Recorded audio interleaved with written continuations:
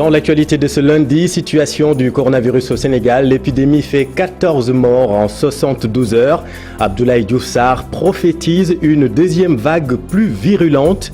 Le Comité national de gestion des épidémies s'est réuni ce matin. On vous explique tout dans cette édition. Le président Macky Sall pourra gouverner par ordonnance dans le cadre de la lutte contre la pandémie. Selon la RFM, l'Assemblée nationale va voter une nouvelle loi d'habilitation. Plus de détails dans un instant.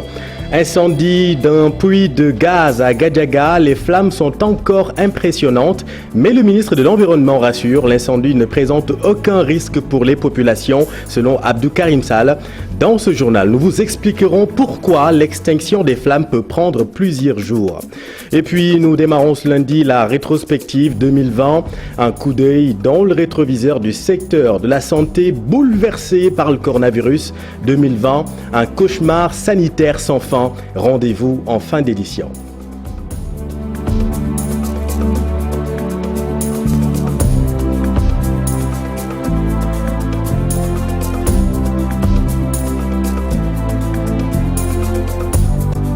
« 14 morts en 3 jours, 26 admissions en réanimation. Ce sont là les derniers chiffres du coronavirus au Sénégal. Une situation alarmante qui fait dire à Abdoulaye Diouf Sarr que la deuxième offensive du virus sera plus virulente. Voici le ministre de la Santé et de l'Action sociale à l'issue de la rencontre du Comité national de gestion des épidémies. Ce qui est noté de manière empirique, c'est que effectivement, il se dit que cette deuxième vague est plus virulente. Est-ce que nous comptons reprendre les mesures restrictives?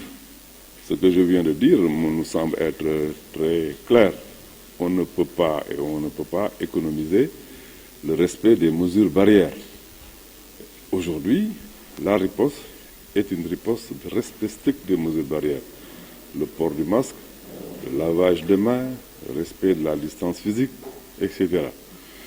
Aujourd'hui donc, l'État du Sénégal est dans cette voie. Je vous dis que la situation telle qu'elle se présente est une situation que nous maîtrisons au niveau stratégique CNGE, au niveau opérationnel par le COS, au niveau des districts. Je crois qu'aujourd'hui, il nous semble être prématuré que d'aborder les choses en termes donc d'état d'urgence.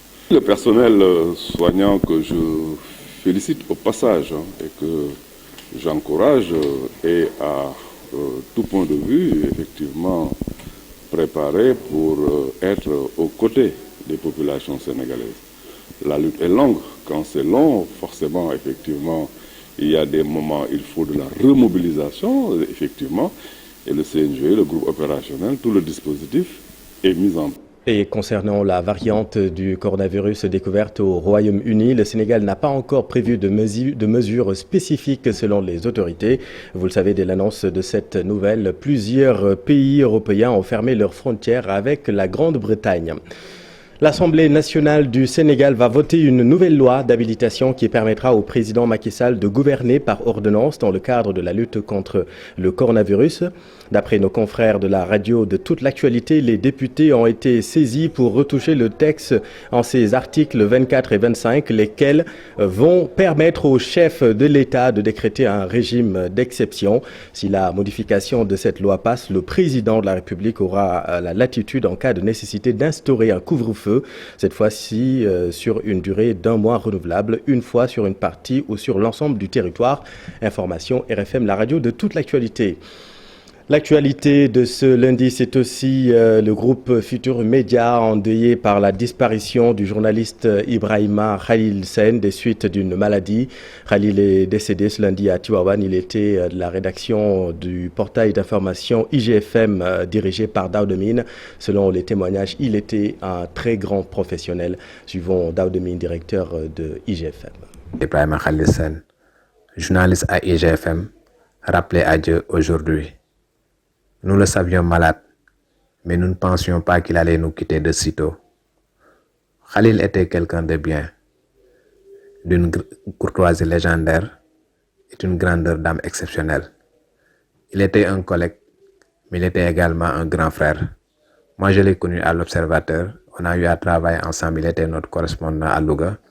Lorsque je suis revenu au groupe Futurs Médias après un passage à Seneweb, je l'ai retrouvé à la rédaction de IGFM. C'était quelqu'un qui avait vraiment de très bons rapports avec tous ses collègues, mais surtout qui respectait la hiérarchie et qui ne résignait pas à la tâche. C'est une grande perte pour IGFM, une grande perte pour le groupe Futurs Médias, une grande perte pour toute la corporation. Nous prions le Seigneur qu'il lui pardonne ses péchés et qu'il l'accueille dans son paradis, Firdaus, le meilleur de ses paradis. Bidjahid Sayyidina Muhammad sallallahu alayhi wa sallam. Et rappelons Daouda qu'Ibrahim Khalil Sen faisait partie des victimes de l'accident du convoi du Pur à Tambacounda lors de la dernière présidentielle. Dans le sud, les 2 corps retrouvés dans la forêt sont en cours d'identification. Il s'agirait des corps des jeunes portés disparus depuis 2 semaines. Les ossements humains, une paire de chaussures et un téléphone ont été retrouvés par l'armée dans la forêt de Bissine. Il y a 2 semaines, 2 jeunes originaires du village de Niadjou, dans la commune de Boutoupa, Kamarakunda, étaient portés disparus. Leurs proches attendent la fin des opérations d'identification des corps retrouvés aujourd'hui. Et pour mettre fin aux tracasseries au niveau des frontières terrestres entre le Sénégal, la Gambie et la Guinée-Bissau, les forces de défense et de sécurité des 3 pays et la société civile se sont réunies pour harmoniser les stratégies. Cette rencontre vise à faire respecter les textes de la CEDEAO selon Souleymane Baro, interrogé par notre équipe dans le sud. La frontière ne devrait pas apparaître comme étant un blocage, un obstacle entre les différents pays. Mais la frontière devrait apparaître comme étant un pont, un trait d'union, mais également un espace d'application des textes communautaires. Donc nous avons presque le même passé commun. Maintenant, si nous avons des ressources de part et d'autre de nos frontières, il faudrait mettre des mécanismes de résolution des différentes crises qui pourraient apparaître d'une incompréhension d'un pays ou à un autre. Donc c'est de créer un espace où il faut inviter également les communautés locales qui pourront venir expérimenter les différentes pratiques qu'ils ont eu à mettre en place dans le passé pour pacifier un peu cet espace qui se trouve être la frontière. Ce genre de réunion participe également à pouvoir gérer ces problèmes. Parce que si nous mettons ensemble les forces de défense de la Guinée-Bissau, de la Gambie et du Sénégal, pour leur dire que les acteurs sont là. Donc ce sont les acteurs, les transporteurs, les commerçants, les usagers même, c'est eux qui sont confrontés à ces genres de problèmes-là. Si nous les mettons ensemble, je pense qu'entre eux, ils peuvent trouver des canaux, ils peuvent trouver des solutions à l'amiable pour se dire que dorénavant, il va falloir que nous changions de méthode. L'actualité de ce lundi, c'est aussi l'incendie d'un puits de gaz à Gadiaga, le test d'un ancien puits de gaz naturel dénommé SA2 qui n'était plus productif s'est soldé par une découverte de gaz. Seulement, au moment où les techniciens essayaient de maîtriser la fuite, il s'est produit une explosion sous l'effet de la pression et de l'oxygène. Mais selon le ministre de l'Environnement et du Développement durable, l'incendie ne présente aucun risque pour les populations. Abdou Karim Sall était sur place pour mesurer l'impact environnemental de l'accident. Voyons tout cela avec Cheranta Diop et Seylatir. Gadiaga, malgré l'intervention des spécialistes en la matière, le feu n'est toujours pas maîtrisé. Nous avons reçu les explications des techniciens de Forteza tout à l'heure qui nous ont quand même rassurés compte tenu du fait que la situation est sous contrôle, qu'il ne peut pas y avoir de dégâts ou de débordements. Dans les prochains jours, tout ce qui a été planifié va être mis en œuvre.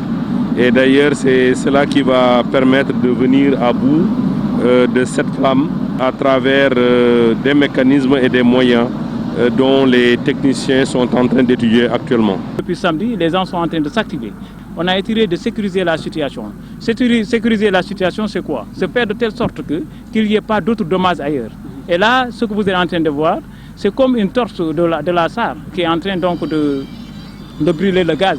L'association Forteza Petrosen, on est en train de travailler ensemble pour trouver une solution. Et aujourd'hui, la solution, c'est quoi? On est en train de voir des personnes spécialisées dans ces arts de tâches, c'est-à-dire le well control. Mamsamba Gadiaga déplore le non-respect de la RSE par l'entreprise Forteza et souhaite l'intervention de l'État pour que les riverains puissent profiter des retombées de cette exploitation. Le village vit dans une misère même, je peux dire. Si on vous dit que Gadiaga, dans ce village-là, il y a du gaz, non, vous allez dire non, c'est pas possible. Il y a plus de 11 puits de gaz ici. Gadiaga n'a pas de poste de santé, ni d'eau potable pour boire, ni de centre de santé. Les techniciens s'affairent autour de ce puits de gaz, mais selon certaines indiscrétions, l'incendie pourrait se prolonger sur plusieurs jours. Ouais, cher Anta, le défi, c'est de tuer le feu dans le puits de gaz. Vous l'avez vu, au moment du passage du ministre, les flammes de 4 à 5 mètres de haut étaient encore vivaces. Pourquoi l'extinction du feu peut prendre plusieurs jours? Élément de réponse, Chérif Dia, Amadouba. Le Sénégal fait face à une situation inédite avec l'incendie d'un des 11 puits de gisement de gaz naturel de Ngandiaga. Amadou Kanar Diop désigne les responsables. La responsabilité de Forteza, elle est entière, elle est engagée parce que c'est à lui de faire un plan de mitigation ou un plan d'opération interne, de le partager et de le mettre en œuvre. Dans ce plan, même si les sapeurs viennent, s'ils lui proposent une solution, tant qu'il ne l'a pas validée, cette solution ne marche pas. Ne sera pas mise en œuvre. Donc l'engagement, la solution durant l'intervention incombe au directeur de l'entreprise, donc à Forteza. En industrie comme en plateforme pétrolière, c'est le chef d'entreprise qui est responsable de ces risques et de son intervention. Une intervention qui va nécessiter du temps et des moyens importants pour l'extinction de cet incendie qui pourrait même dépasser les 14 jours annoncés par le ministre des Énergies et du Pétrole. Espérons, souhaitons aussi que ça s'éteigne d'ici 15 jours. Mais je prends l'exemple de l'Inde qui a eu un cas assez similaire. Ils ont eu un feu le 27 mai 2002, d'un feu de puits qui s'est éteint le 14 novembre passé en 2020.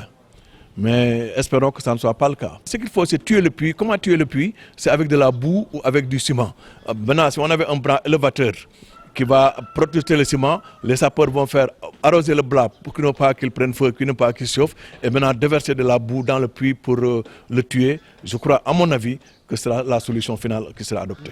L'ancien commandant de la compagnie des sapeurs-pompiers de Thiès fustige l'appel à l'aide lancé par les autorités à l'armée française. J'ai été outré, vous m'excusez du terme, de faire appel à l'armée française pour ce problème-ci. L'armée française, ils ont des pompiers de l'air et des marins-pompiers. Les pompiers de l'air, ils sont 5 personnes avec un seul engin. Les marins-pompiers sont 5 personnes aussi avec un seul engin. Mais qu'est-ce qu'ils peuvent nous apporter? Absolument rien du tout. Actuellement, au Sénégal, l'équipement des sapeurs-pompiers sénégalais ne se trouve dans aucun pays de l'Afrique de l'Ouest. Nous sommes mieux équipés que tous les sapeurs-pompiers de l'Afrique de l'Ouest et même au-delà. L'expert en réduction des risques et gestion des catastrophes espère que le Sénégal, pays bientôt producteur de pétrole et du gaz, va tirer des enseignements de ce qu'il est convenu d'appeler la flamme de Ngandiaga. Merci, Chérif. Amadou Kanar Diop était l'invité de la matinale de TFM. Le SA2 est un des 16 puits exploités depuis le début des années 2001 par la plateforme Forteza en consortium avec la société nationale Forteza, avec la société nationale Petrosen, pardon. La société américaine a-t-elle respecté toutes les normes de sécurité? Quel est l'accord signé entre Forteza et l'État du Sénégal? Élément de réponse, Mambiram Diouf. L'autorisation donnée aux sociétés Petrosen et Forteza pour l'exploitation du gisement de gaz naturel dénommé Gadiaga 2 accordé par l'État du Sénégal à travers le décret numéro 2004-851 du 5 juillet 2004-2006. Un autre décret a vu le jour portant approbation du contrat de recherche et de partage de production d'hydrocarbures conclu entre l'État du Sénégal, Petrosen et la société américaine Forteza International, dans lequel décret il est mentionné que le périmètre de la zone contractuelle couvre le bloc de Tama d'une superficie totale de 1145 km². Décret du 11 mars 2008 qui octroie à Petrosen et Forteza l'autorisation à titre provisoire d'exploiter le puits productif de gaz naturel dénommé Sadiaratou, foré dans le bloc de Tama dans la période du 28 octobre au 10 décembre 2007. Des accords qui en disent long sur le compagnonnage entre l'État du Sénégal et la société américaine Forteza qui fait une production annuelle moyenne d'environ 20 millions nm3. L'intégralité de cette production a permis de produire de l'électricité mentionnée sur le site de Liti Sénégal. Autant dire qu'avec des productions records, en plus d'autres ressources énergétiques, le Sénégal devrait plutôt en sortir éclairé pour ne pas priver des zones d'électricité. Après 25 ans de recherche, de 1952 à 1977, les chercheurs de sociétés gazières à l'image de Forteza, partenaires de longue date, ont découvert 122 puits d'exploitation forêt en onshore par la Société africaine de pétrole et la compagnie des pétroles Total Afrique de l'Ouest. Avec la création de la Société des pétroles du Sénégal en 1981, ces 53 puits d'exploitation, d'évaluation et de production forêt en offshore et onshore, les plus récents localisés dans la zone de Gadiaga, Sadiaratou, où du gaz naturel est produit de 1997 à nos jours. L'explosion survenue samedi sur le site de Gadiaga accentue le débat sur la sécurité autour du forage des puits, au-delà de saisir les opportunités et enjeux que peuvent offrir de tels accords. Des souvenirs sur l'identité d'ailleurs de la société Forteza, effritée par Libération, que la filiale, bien qu'ayant une adresse au Sénégal, a été immatriculée dans un des paradis fiscaux les plus connus, les îles Caïmans, une façon d'éviter les rigueurs du fisc sénégalais, affaire effritée en 2016. Merci Mambiram. L'UNCS demande de lourdes sanctions contre les importateurs des gadgets contenant de l'alcool. Vous le savez, dans cette affaire, 2 personnes ont été interpellées. L'Union nationale des consommateurs du Sénégal exige que toute la lumière soit faite. Pape Faraning et Pape Sangounibaye. Exemplaire contre les importateurs des gadgets alcoolisés réclamés par l'UNCS. L'Union nationale des consommateurs du Sénégal déplore la négligence des autorités sur cette affaire. Des sanctions exemplaires. Je pense que le minimum, en tout cas pour moi, serait 5 ans. Le maximum 10 ans. Parce que volontairement donner à un enfant de l'alcool, je ne dis même pas à l'insu de ses parents, mais le faire est un acte criminel. Ça veut dire que si ces gens avaient de la drogue et qu'ils pouvaient le vendre, ils l'auraient fait. La responsabilité de l'État est engagée à travers ses services de contrôle. C'est la douane au niveau des frontières. Le contrôle intérieur, c'est le ministère du Commerce. Nous interpellons ces 2 services de l'État à être vigilants. Dans le même sillage, l'UNCS se dit solidaire de la situation des acteurs culturels. Elle appelle l'État à revoir ces mesures restrictives. Véritablement, c'est un secteur qui est vraiment impacté. Et véritablement, nous demandons à l'État de venir en aide à ce secteur-là, véritablement, parce qu'ils nous ont fait comprendre qu'ils ne sont pas pris en compte par rapport au fonds Covid-19. Et surtout en fin d'année, si tu prends les acteurs culturels, souvent ils font beaucoup de chiffre d'affaires. Pour un meilleur rendement, l'UNCS compte créer l'Alliance sénégalaise pour le consommer local. Il soit un seul bloc à travers cette alliance. C'est ça la différence avec ce qui existait. Pour que dans la pratique, on puisse consommer local. Et aussi, il y a des combats qui doivent être portés définitivement. Il ne faut plus qu'on importe du sucre. Après 25 ans d'existence, l'UNCS avait entamé différentes luttes pour l'intérêt des consommateurs. Mais selon les membres, les consommateurs ont beaucoup souffert durant cette période de pandémie. Alors maintenant à Saint-Louis où les professionnels de la culture réclament la réouverture des lieux culturels. Le secteur est à l'arrêt en raison de la résurgence du coronavirus. Le cri de détresse des acteurs, des artistes de Saint-Louis dans ce reportage d'Ousseynou Diop et Abib Sek. Du coronavirus, les acteurs culturels de Saint-Louis ne peuvent plus assurer les spectacles sur scène. Ils ont respecté à la lettre les mesures édictées par les autorités gouvernementales au moment où les marchés et autres lieux publics sont fréquentés par la population et parfois sans le respect des mesures barrières. Pour tous ceux qui tiennent ces espaces-là, on sait que les enjeux de toute production sont énormes. Il y a beaucoup de gens qui vivent autour de ces salles, autour d'un seul concert. Quand c'est un orchestre qui vient jouer, ce n'est pas seulement les musiciens et toute la régie, les animateurs, mais il y a aussi un travail parallèle. Si le prétexte est le prétexte du coronavirus, on ne peut pas comprendre parce que les marchés, c'est des marchés grouillants. Ces acteurs culturels, très en colère, après près d'un an de pause, ne peuvent plus supporter cela. Il y a beaucoup de familles qui vivent parce qu'il y a un seul concert, beaucoup de familles qui en dépendent. Donc il faut qu'on nous laisse vivre et manger.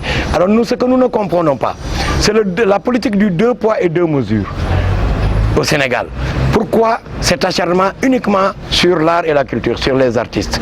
Parce que tous les autres secteurs, on les laisse vivre. Au Sénégal, les acteurs culturels de plusieurs régions ont aussi le ton après les nouvelles mesures restrictives anti-Covid visent principalement leurs activités. À Saint-Louis, ils se sont mobilisés en un seul homme et réclament sans délai la réouverture des salles de spectacle 24 heures sur 24. Merci Ousseynou. Tout autre chose à présent, 250 millions d'enfants dans le monde ne maîtrisent pas les compétences élémentaires en langue et en mathématiques. Annonce faite à l'occasion de la deuxième évaluation du rapport international du programme d'analyse des systèmes éducatifs. Pour réduire les écarts de performance, la conférence des ministres de l'éducation des États et gouvernements de la francophonie, Confémen, demande des ressources supplémentaires. Maïmouna Ndiaye, Diafaraba.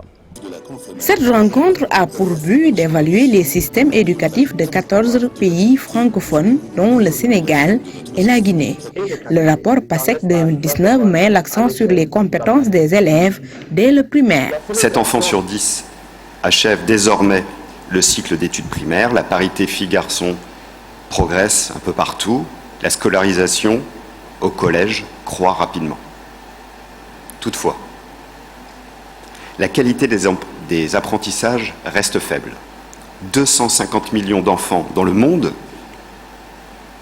ne maîtrisent pas les compétences élémentaires en langue et en mathématiques à la fin du primaire.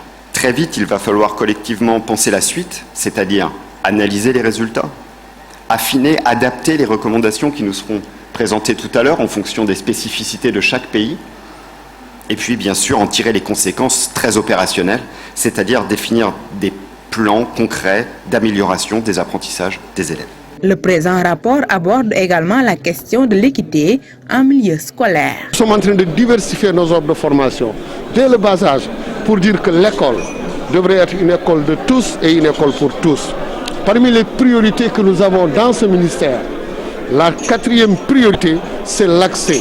L'accès équitable, l'accès à tout le monde pour que tout un chacun puisse avoir, conformément à l'ODD 4, qui est l'objectif de développement durable, l'accès pour tous et une éducation tout au long de la vie. Les résultats de cette étude seront formulés dans de nouvelles stratégies dans le domaine des apprentissages des élèves. Et nous espérons dépasser 20 pays pour l'édition de 2024, avec des innovations, notamment la prise en compte des élèves du secondaire, les alternatives éducatives et la prise en compte de nouvelles compétences en dehors de celles qui sont déjà prises en compte. La première évaluation de ce rapport remonte à 2014 et concernait 10 pays. Les ministres de l'éducation des 14 pays francophones se donnent rendez-vous en 2021 pour la restitution de toutes ces données, une conférence qui prépare la 3e édition du PASEC prévue en 2024.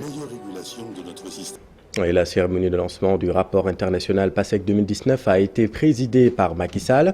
Le chef de l'État plaide pour une augmentation du nombre d'inspecteurs dans les établissements et sur l'ensemble des départements. Voici le président de la République. Il faut prendre en fait le problème depuis la racine, depuis l'école primaire, la formation des enseignants, des instituteurs. La formation des inspecteurs, et je disais au ministre de l'Éducation, il faut augmenter le nombre d'inspecteurs dans nos établissements, dans nos départements. Que si le formateur n'a plus peur de l'inspection, il n'y a plus d'éducation. Donc il faut former en nombre suffisant les inspecteurs au niveau départemental, au niveau des académies. Et si l'enseignement supérieur n'arrive pas à vous le former, on vous donnera la possibilité de former vos inspecteurs.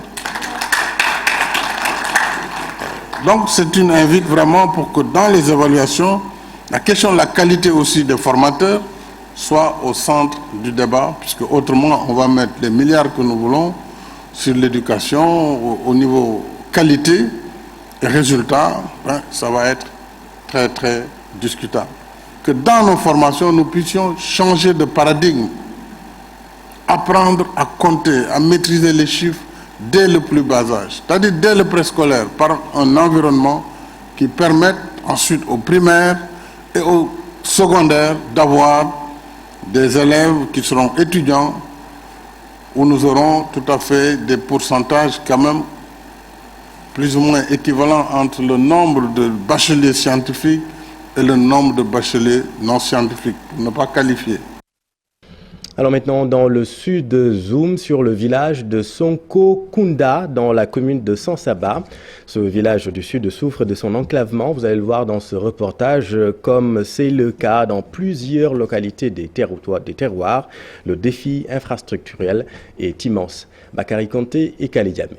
Au plein cœur du Djassi, dans la commune de Sansamba, le village de Sonkodou manque de tout. Pas d'électricité, route impraticable, les populations empruntent plusieurs kilomètres pour se faire soigner. Sonko-Kunda n'a pas d'électricité, il n'y a pas de route, il n'y a pas d'eau. À ce moment-là, on ne peut pas accepter que une ville comme Sonko-Kunda ne puisse pas avoir un hôpital, ne puisse pas avoir des routes, ne puissent pas avoir de l'électricité. Parce que les femmes qui sont là, elles sont fatiguées, autant pour moi, parce qu'il n'y a pas d'hôpital. Les femmes sont obligées de faire des voyages et des voyages. Et à travers ça, on a vu pas mal des cas de décès. Chaque année, après les récoltes, les combats de lutte traditionnels sont organisés entre les villages du Djassi et les jeunes y gagnent beaucoup d'argent. Toutes ces activités ont été suspendues. Le coronavirus est passé par là. Même si ces jeunes ont perdu plusieurs millions de francs CFA, ils comptent respecter les mesures. On s'est senti de faire notre devoir de citoyen, c'est-à-dire d'annuler les combats. Parce que nous, tout ce qui nous interpelle, c'est le développement de la Casamance, c'est le développement de Djassing. Donc, on s'est investi dans cet événement. Durant des mois, on a beaucoup investi, presque c'est des millions. Mais depuis que le communiqué est sorti, on a tout laissé parce qu'on s'est dit que le Sénégal passe avant tout.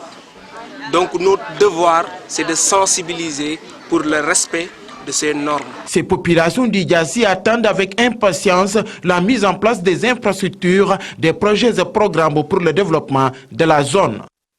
Merci Bakary. Retour à Dakar à J-4 de Noël. La fondation Youssou N'Dour a reçu des lots de la fondation Afrikix, destinés aux couches vulnérables. Cher Diop, Amadouba. Des chaussures, des jouets, des livres, le tout pour les enfants.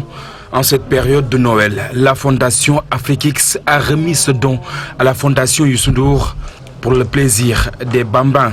Pour aider les enfants et avec des cadeaux, c'est pour cela que je voulais collaborer avec lui. Et ça, c'est seulement un début. Il y a beaucoup de partenariats qu'on va faire ensemble. Un geste symbolique que la fondation Youssou N'Dour magnifie à sa juste valeur. Surtout en cette période de fin d'année, qui dit fin d'année pense forcément aux enfants. Et qui connaît Youssou N'Dour connaît son attachement pour les enfants. Comme vous le savez, il a été ambassadeur de l'UNICEF pendant plusieurs années pour la cause des enfants. Aujourd'hui, recevoir des cadeaux, des chaussures, des livres pour les enfants en cette fin d'année tombe à point nommé. Donc c'est un plaisir pour la fondation Youssou N'Dour. La fondation Youssou N'Dour œuvre toujours dans le social, une manière de soutenir les couches les plus vulnérables. Le fait qu'on a vu ce qu'il fait pour la population, et ça m'a beaucoup motivé. Et grâce à un ami Mbaké qui nous a connectés. Monsieur Youssou N'Dour, pendant toute l'année, avec sa fondation, visite les pouponnières, œuvre beaucoup dans le social. Mais peut-être que c'est pas une personne qui tout le temps essaie de mettre les choses en avant pour qu'on puisse dire Youssou N'Dour a fait. Il le fait parce que c'est quelque chose qu'il sent, parce que c'est un homme sociable. Et voilà, je pense que le plus important, c'est de poser des actes sans pour autant tout le temps communiquer. Le Sénégal, 7e pays à bénéficier de ce don. La fondation Afrikix est celle de Youssou N'Dour, mais dans la main au service des populations. Merci cher. Venons-en à la rétrospective que nous démarrons ce lundi avec la santé. Le secteur bouleversé par la pandémie actuelle. Retour sur le coronavirus et son évolution au Sénégal avec Mambiram Diouf.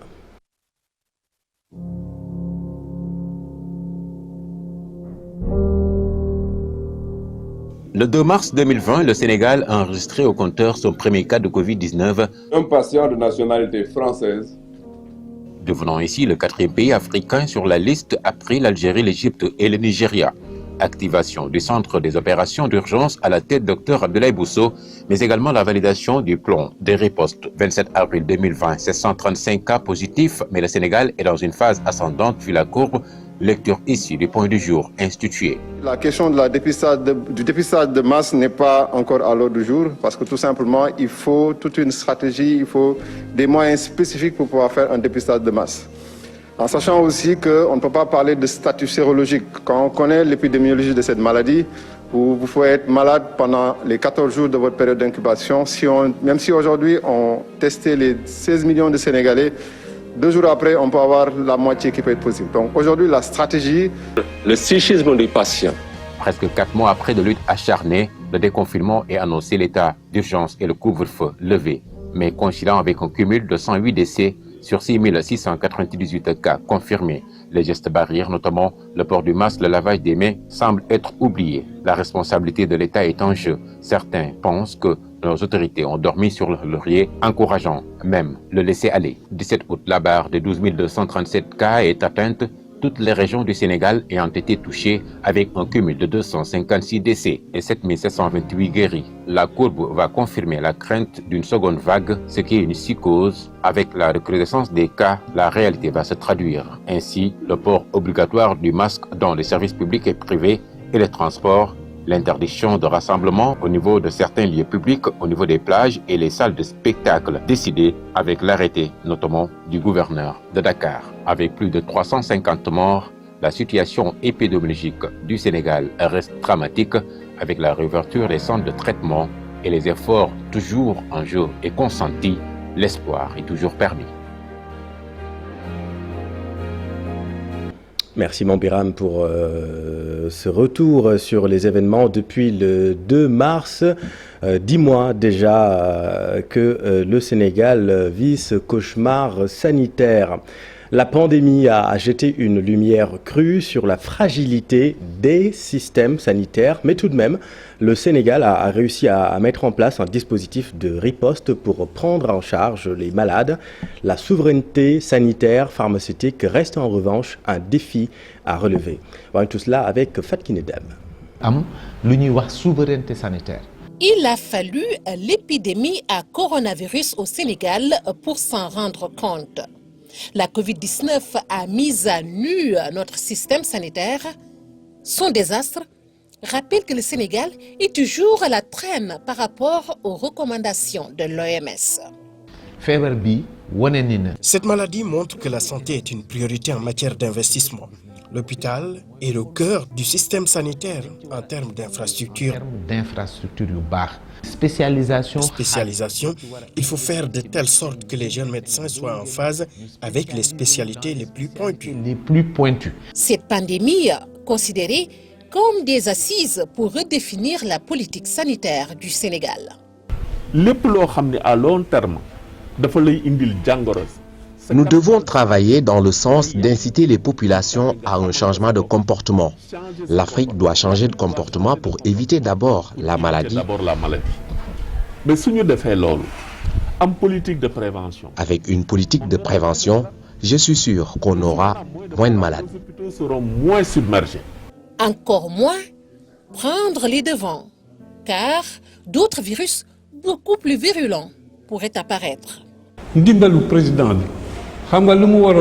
L'aide du président devrait être surtout le renforcement des hôpitaux régionaux, les centres de santé périphériques au niveau des frontières, cela pour mieux faire face au virus à travers un diagnostic rapide. Le plus rapidement possible et intervenir.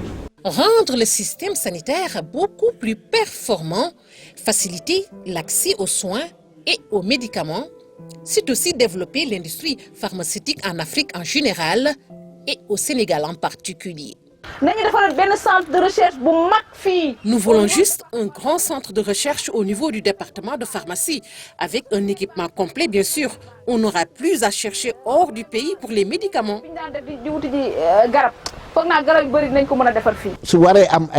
Concernant les médicaments et les vaccins, les Africains doivent être impliqués dans le processus. C'est très important de faire des recherches cliniques avec toutes les conditions de sécurité nécessaires.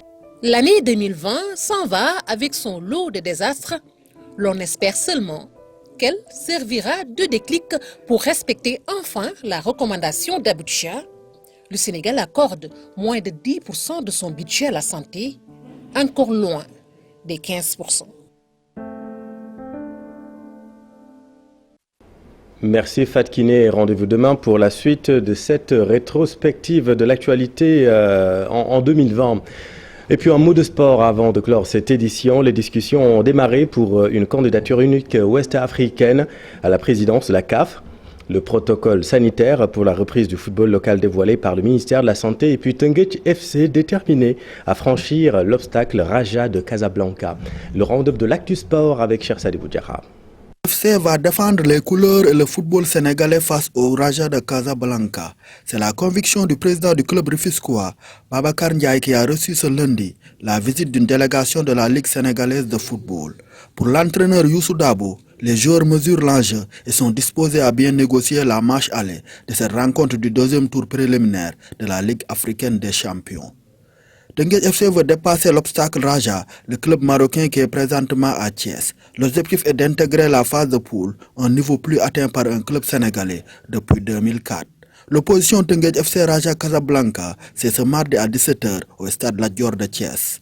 Une enceinte qui va accueillir ce mercredi le match Jaraaf de Dakar FC San Pedro de la Côte d'Ivoire, comme temps pour la marche aller du deuxième tour préliminaire de la Coupe CAF. Les Ivoiriens sont actuellement au Sénégal pour prendre la température du pays et être prêts pour défier Jaraaf, qui ne doit pas se rater à domicile. Les clubs sénégalais connaissent maintenant les conditions de reprise des compétitions locales de football. Le protocole sanitaire à suivre est dévoilé par le ministère de la Santé et de l'Action sociale. Entre autres mesures édictées, prise de température par thermoflash pour toute personne entrant dans le stade, désinfection avant et après chaque utilisation des vestiaires, respect distanciation avec place fixe numérotée, pas de poignée ni d'échange de fagnots, interdiction d'embrassade et de rassemblement autour de l'arbitre. Le démarrage des championnats est programmé le 2 janvier 2021. En attendant, les tractations pour une candidature unique ouest-africaine à la présidence de la CAF ont débuté à Cotonou, au Bénin.